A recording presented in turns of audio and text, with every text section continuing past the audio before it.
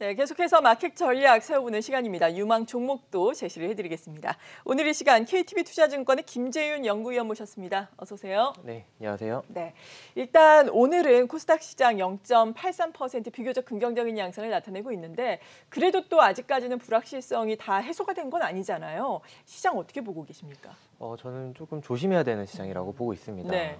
일단은 뭐 중국 쪽 중국발 악재가 다행히 우리 시장은 뭐 크게 좀 영향을 미치지 않고 지나가고 있긴 합니다만 그렇다고 치더라도 지금 시장 자체가 워낙 고점인 상황이기 때문에 이러한 상황에서 사실 악재가 어떤 악재가 나오든 시장은 팔 것을 좀 더 강하게 좀 생각을 할 것 같다는 말이에요. 그렇다라고 보면 악재를 호재보다 악재가 좀 더 영향을 크게 미치는 시장에서는 항상 조심해야 되는 게 저는 맞다라고 보고 있고요. 그리고 지금 이제 9월이 또 마무리돼 가고 있습니다. 그러면은 12월 달 대주주 양도세 이슈가 또 10월, 11월 영향을 미칠 수가 있기 때문에 이에 대한 대비는 충분히 좀 하셔야 된다라는 판단이고, 그렇다고 봤을 때 중소형주 시장이 대형주보다 이런 대주주 양도세 이슈에 대한 나쁜 영향을 좀 많이 받습니다. 그런 거를 좀 감안을 한다면은 10월, 11월 달 현금 보유를 좀 하시고 12월 달에 오히려 좀 저가 매수를 하시는 전략을 좀 추천을 좀 드리는 바입니다. 네, 어느덧 또 10월을 앞두고 있습니다. 대주주 양도세 이슈가 시장에 영향을 미칠 수 있는 시즌이니만큼 더욱더 조심하자, 중소형주를 중심으로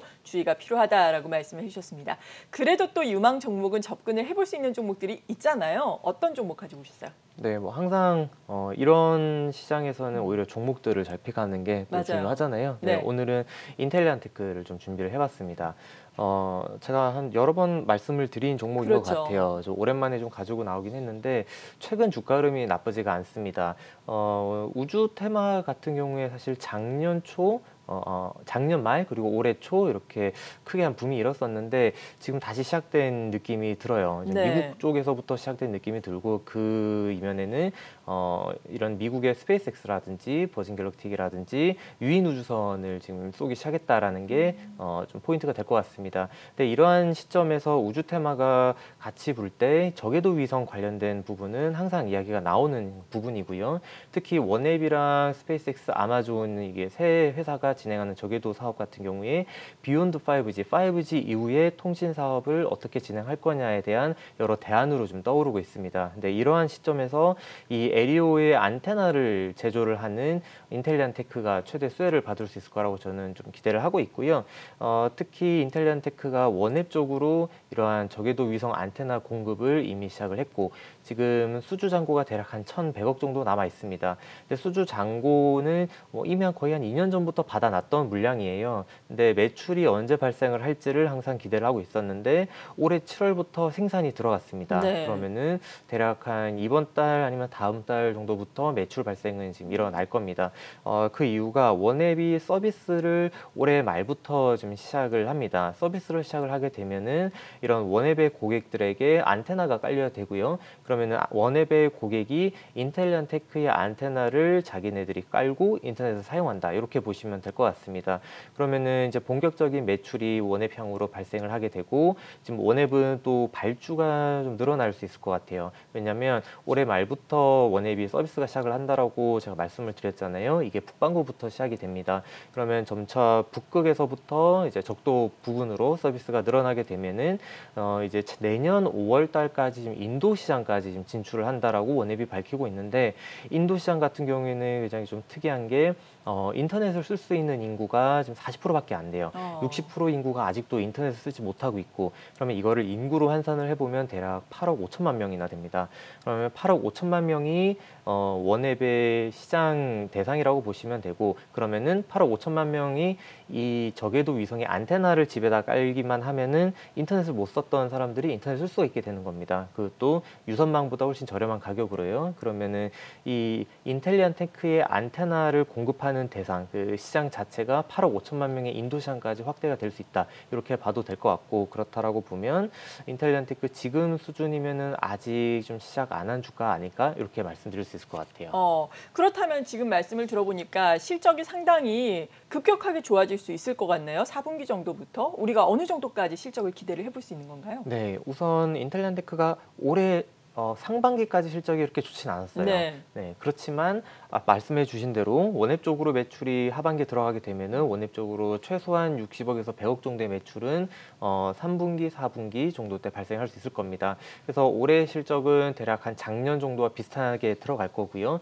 근데 다만 여기서 포인트는 내년으로 봐야 될 것 같아요. 아까 말씀드린 대로 원앱이 올해 연말부터 사업을 시작하게 되면은 네. 내년에 본격적으로 이제 물량들을 받아가야 되기 때문에 앞서 말씀드린 대로 1,100억의 수주 잔고가 있다고 말씀드렸잖아요. 이 부분이 내년에 발생하게 되면은 올해 대비해서 내년의 매출은 거의 60% 정도까지 성장을 가능하다라고 볼 수 있을 것 같고 내후년 정도 되면은 올해 매출에 거의 한 두세 배 정도는 무난히 나올 수 있지 않을까 이렇게 조심스럽게 예측을 해봅니다. 일단 그렇게 볼 수 있는 요인이 이 회사가 증설을 했다는 부분도 좀 감안을 해야 될 것 같아요. 네. 지금 얼마 전에 공시가 나왔죠. 180억 원을 들여서 제2공장을 짓는다라고 나왔는데 이 증설 물량을 계산을 해보면 대략 5천억 정도의 매출까지도 커버 가능한 수준의 증설을 진행을 하고 있기 때문에 내후년에는 올해 연간 한 1,000억 정도 매출하는 회사가 거의 한 3, 4천억까지도 매출을 가능한 그 정도 수준까지 올라갈 것 같습니다. 네, 그렇다면 주가 같은 경우에는 뭐 전고점을 뛰어넘어서 새롭게 레벨업 될 수 있다. 그 정도까지 보고 계세요?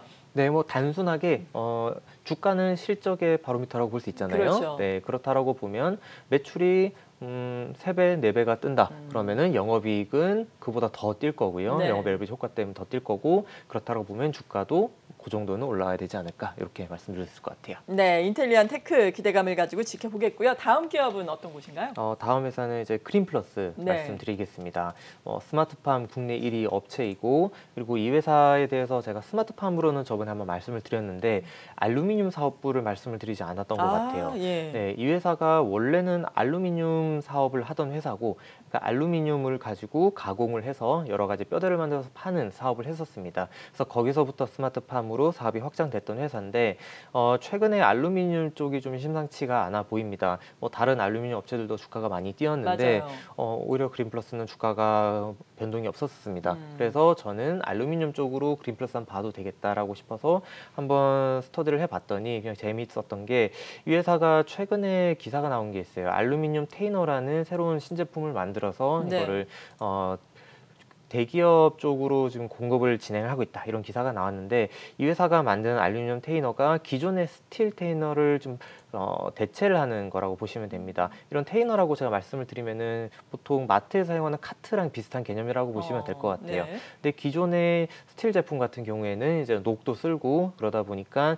이런 좀 큰 업체에서 특히 식품 같은 거를 운반하는 업체에서는 쓰기가 힘들었단 말이에요. 근데 이거를 녹이 쓸지 않는 이런 친환경적인 알루미늄으로 대체를 해서 공급하는 거를 지금 진행 중에 있고 이 부분에 있어서 대략 한 3분기, 4분기 안에 좀 대량 수주가 좀 나올 걸로 저는 기대를 하고 있고 그렇다라고 봤을 때 스마트팜 여전히 견주하게 실적 견인하고 있고 여기에 더불어서 알루미늄 쪽으로 또 한 가지 모멘텀 좀 기대해 볼 수 있다라는 측면에서 그린플러스 좀 다시 볼 때 되지 않았나 이렇게 말씀드리고 싶습니다. 네, 그린플러스의 실적 전망은 어떤가요?